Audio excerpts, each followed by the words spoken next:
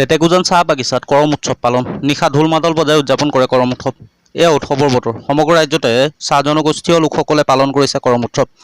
মৰঙী মৌজাও ব্যতিক্ৰম নহয়। মৰঙী মৌজাৰ ভিন্ন প্ৰান্ততো চাহ জনগোষ্ঠীয় হিন্দু লোকসকলে উদযাপন কৰিছে পবিত্ৰ কৰম উৎসৱ। হয়, এই দৃশ্য মৰঙী মৌজাৰ লেটেকুজান চাহ বাগিচাৰ চাহ শ্ৰমিক ৰাইজ একত্ৰিত হৈ কৰমা দেৱতাক পূজা অৰ্চনা কৰিছে। কৰমা দেৱতাৰ চৰণত পূজা অৰ্চনা কৰি ৰাইজৰ বাবে আশীৰ্বাদ বিচাৰিছে। উক্ত অনুষ্ঠানত নিশা বিশিষ্ট অতিথি হিচাপে উপস্থিত থাকে নুমলীগড় থানাৰ আৰক্ষী বিষয়া চিধা হাজৰিকা, আচ্ছা স্বতন্ত্ৰৰ নুৰুল আলী।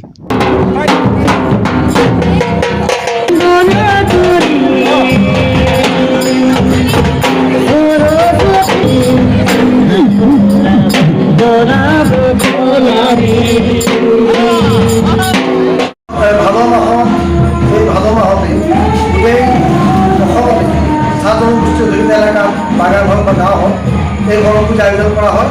আৰু এই সম্পূৰ্ণ ভাদ মাহত এতিয়া সেই সময়ত আজি লেটেকুজানত আমি সমূহ ৰাইজে মিলি যি কৰম উৎসৱ আয়োজন কৰিছোঁ, ইয়াত সকলো বিভিন্ন জাতি ধৰ্ম বৰ্ণ মানুহে একেলগে আহি আজি কৰম উৎসৱ পালন কৰিছে। আজিৰ দিনতে গোটেই অসমতে বহুত গাঁও ভূঞে বাগানে আজি কৰম উৎসৱ পালন কৰিছে। গতিকে এই মাহটো সম্পূৰ্ণ ভাদ মাহত কৰম উৎসৱ আয়োজন কৰে। আৰু আজি হয়তো সেই আমি ইয়াত লেটেকুজানত ৰাজহুৱাভাৱে যদিও লেটেকুজানৰ গাঁৱে গাঁৱে লাইনে লাইনে হৈছিল, আজি ৰাজহুৱাভাৱে সকলো লেটেকুজান মিলি একেলগে আজি কৰম উৎসৱ আয়োজন কৰা হৈছে। আৰু ইয়াত আমি সকলোকে কৰম উৎসৱৰ শুভেচ্ছা জ্ঞাপন কৰাৰ লগতে আপোনালোকৰ সাংবাদিকসকলক ধন্যবাদ জ্ঞাপন কৰিছোঁ। আমাৰ এই উৎসৱৰ আপোনালোকে এই অসমতে আপোনালোক দেখুৱাইছে। আৰু কৰম উৎসৱে চাহ জনগোষ্ঠীৰ এটা অবিচ্ছেদ্য অংগ।